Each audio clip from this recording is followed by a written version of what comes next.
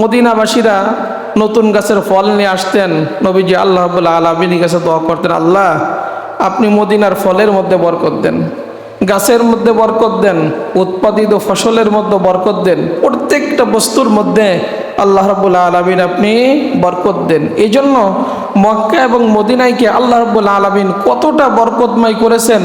মক্কা করেছেন ইব্রাহিম আলাইহিস সালামের দোয়ার মাধ্যমে, আর মদিনায় বরকতময় করেছেন মুহাম্মাদুর রাসূলুল্লাহ সাল্লাল্লাহু আলাইহি সাল্লামের মাধ্যমে। এই জন্য মদিনাকে বলা হয় তয়্যিবা, মানে পবিত্র জায়গা। এটাকে বলে তয়্যিবা, পবিত্র জায়গা। এই জন্য মদিনায় কখনো পাপিষ্ট বান্দারা থাকতে পারবে না, মুনাফিকরা থাকতে পারবে না, কাফের বেঈমানদের জায়গা মদিনায় হবে না। কিয়ামতের আগে যদিও কোনো কারণবশত মদিনায় কোনো পাপিষ্ট বান্দা থেকে থাকে, কিয়ামতের আগে মদিনা একটা ঝাঁকি দিবেন, মানে ভূমিকম্প মতো ঝাঁকি দিবেন, ঝাঁকি দিয়া মুনাফিক বেঈমান যা আছে সব বের করে দিবেন, শুধু ইমানদারটা ওইখানে থাকবে। আর মদিনা এতটা পবিত্র জায়গা, নবীজি বলেন সেখানে কখনো মহামারী ঢুকবে না, মানে মহামারী রোগ এটা কখনো যাবে না পবিত্র জায়গায়। দাজ্জাল সেখানে কখনো প্রবেশ করতে পারবে না। এটাকে ফেরেশতাদেরকে দিয়া আল্লাহ রাব্বুল আলামিন গেট বানায়া নিরাপত্তা দিয়েছেন মদিনাকে। কতটা বরকতময় জায়গা। এই জন্য নবীজি বলেন, কেউ যদি মদিনার বিরুদ্ধে ষড়যন্ত্র করে, আল্লাহ রাব্বুল আলামিন তাকে সেভাবে গলিয়ে দেবেন যেরকম পানিতে লবণ দিলে গলে যায়। এই জন্য মদিনার বিরুদ্ধে কিয়ামত পর্যন্ত কেউ ষড়যন্ত্র করে টিকতে পারবে না, কেউ টিকতে পারবে না। আল্লাহ রাব্বুল আলামিন তাকে একদম নিশ্চিহ্ন করে দিবেন, শেষ করে দিবেন। এই বরকতময় জায়গার বিরুদ্ধে কেউ ষড়যন্ত্র করতে পারবে না। এরপরে মুহাম্মদুর রাসূলুল্লাহ সাল্লাল্লাহু আলাইহি ওয়াসাল্লাম বলেন যে মদিনায় কেউ যদি নবীর মুহাব্বতে, রাসূলের মুহাব্বতে কষ্ট হওয়া সত্ত্বেও অবস্থান করে, মদিনায় খাদ্য খাবারের কষ্ট হতে পারে, বিভিন্ন কষ্ট হতে পারে, থাকা খাওয়ার কষ্ট হতে পারে, বিভিন্ন কষ্ট উপেক্ষা করে মদিনা ছেড়ে কেউ যদি না যায়, মুহাম্মদুর রাসূলুল্লাহ সাল্লাল্লাহু আলাইহি ওয়াসাল্লাম বলেন কিয়ামতের দিন আমি ওই ব্যক্তির জন্য সুপারিশকারী এবং সাক্ষী হব। এজন্য মদিনায় যারা বসবাস করে খাঁটি ইমানদার, দেখেন আমরা এখান থেকে মদিনায় যাওয়ার জন্য পাগল। যারা গিয়েছেন, এই যে আমাদের শহীদ ভাই গিয়েছেন, সেখানে কত বরকতময় জায়গা, ওনারা সচক্ষে দেখে আসছেন, বারবার যাইতে মনে চায় সেখানে। আমরা তো যাইনি, কিন্তু আমরা কুরআন হাদিস পড়ে আমাদের যে আবেগ লাগে, কিন্তু যারা সেখানে গিয়েছেন বারবার যাওয়ার জন্য মন কাঁদে।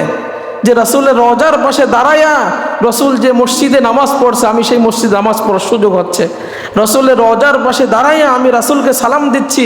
অথচ নবীজি বলেন আমার উম্মাহ যখন রওজার পাশে দাঁড়ায় আমাকে সালাম দেয়, আমি প্রত্যেকটা সালামের উত্তর দিই। কবরে শুয়ে শুয়ে আল্লাহ তাআলা আমার রূহ ফিরিয়ে দেন, আমি প্রত্যেকটা জবাব কবরে শুয়ে শুয়ে আমার উম্মার সালামের জবাব আমি। তা আল্লাহ রাব্বুল আলামিন আমাদের সেখানে প্রত্যেককে যাওয়ার তৌফিক দান করুক, আমরা বলি আমিন। এই জন্য আল্লাহর কাছে দোয়া করা, আল্লাহুম্মা ওয়াফিকনা জিয়ারাতাল হারামাইন, আল্লাহ মক্কা মদিনায় দুই হারামাইন জিয়ারত করার তৌফিক আপনি আমাদেরকে দেন। কত টাকাওয়ালারা আছে বিভিন্ন জায়গা ট্যুরে যায়, কিন্তু মক্কা মদিনায় যাওয়ার সুযোগ তারপরে তাদের নসিবে নাই। হ্যাঁ, এই জন্য যাদের স্বাদ আছে সাধ্য নাই, যাদের সাধ্য আছে তাদের স্বাদ নাই, কারণ এটা ইমানের দরকার, এটা ইমান দরকার। এই জন্য যারা সেখানে গিয়েছেন আল্লাহ তাআলা প্রত্যেকের জিয়ারাকে কবুল করেন। আর যারা আমরা নিয়ত করছি আল্লাহ তাআলা আমাদের প্রত্যেকে যাওয়ার তৌফিক দেন, আমরা বলি আমিন। তাহলে নবীজির কাছে নবীজি বলেন যে কষ্ট হওয়া সত্ত্বেও মদিনায় যদি কেউ অবস্থান করে, কিয়ামতের দিন আমি তার জন্য সাক্ষী হব, সুপারিশকারী আমি হয়ে যাব। হযরত আবু সাঈদ খুদরি রাদিয়াল্লাহু তাআলা আনহুর কাছে একজন সাহাবী, গরিব সাহাবী অভিযোগ করলো যে মদিনার মূল্য যেভাবে বাড়ছে, আমার আয় ইনকাম কম, আমি হয়তোবা এখানে থাকতে পারবো না, চলে যেতে হবে, এখানে দ্রব্য মূল্য ঊর্ধ্বগতি, আপনি আমাকে একটা পরামর্শ দেন, আমি কি করতে পারি? হযরত আবু সাঈদ খুদরি রাদিয়াল্লাহু তাআলা আনহু বলেন, আমি কেমনে আপনাকে মদিনা ছেড়ে যেতে বলি? অথচ নবীজি বলেন কেউ যদি নবীর মুহাব্বতে কষ্ট হওয়া সত্ত্বেও মদিনার কষ্ট সহ্য করে, সেখানে দাঁত কামড়িয়ে থাকে, সেখান থেকে না যায়। নবীজি বলছেন কিয়ামতের দিন আমি আমার ওই উম্মতের জন্য সুপারিশকারী হব, সাক্ষী হয়ে যাব যে আল্লাহ আপনার এই বান্দা আমার এই উম্মা আমাকে এতটা মোহাব্বত করত, কষ্ট হওয়া সত্ত্বেও মদিনা ছেড়ে যাই নাই, আমি নবী সাক্ষী দিছি, আপনি তাকে মাফ করে জান্নাত দিয়ে দেন। এজন্য মদিনার এতটা বরকত আল্লাহ রাব্বুল আলামিন নবীর মাধ্যমে দিয়েছেন। এরপরে নবীজি বলেন মা বাইনা বাইতি ও মিম্বারি রাউদাতুম মিন রিয়াদিল জান্নাহ, মসজিদে নববীর মেম্বার এবং আমি নবীর ঘর, এই মধ্যখানের জায়গাটা জান্নাতের বাগান আল্লাহ রাব্বুল আলামিন দিয়ে দিয়েছেন।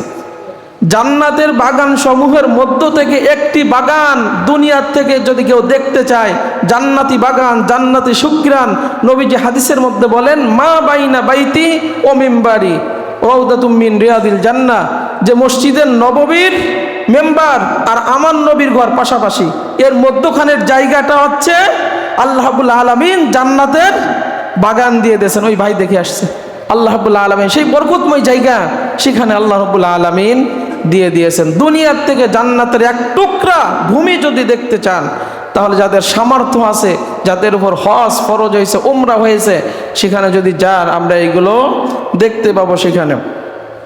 এই জন্য মুহাম্মদুর রাসূলুল্লাহ সাল্লাল্লাহু আলাইহি সাল্লামের উপরে আল্লাহ রাব্বুল আলামিন ওহী নাজিল করেছেন ইন্না আউওয়ালা বাইতি উদিয়া লিন-নাস লাল্লাযী বিবাক্কাতা মুবারাকা ওয়া হুদাল লিল আলামিন, আমি বিশ্ববাসীর জন্য, হেদায়েতের জন্য, বরকতের জন্য যে ঘর সর্বপ্রথম বানিয়েছি সেইটা মক্কায় অবস্থিত। ফিহি আয়াতুম বাইয়িনাতুম মাকামু ইব্রাহিম, তোমরা যদি এই কাবা শরীফে যাও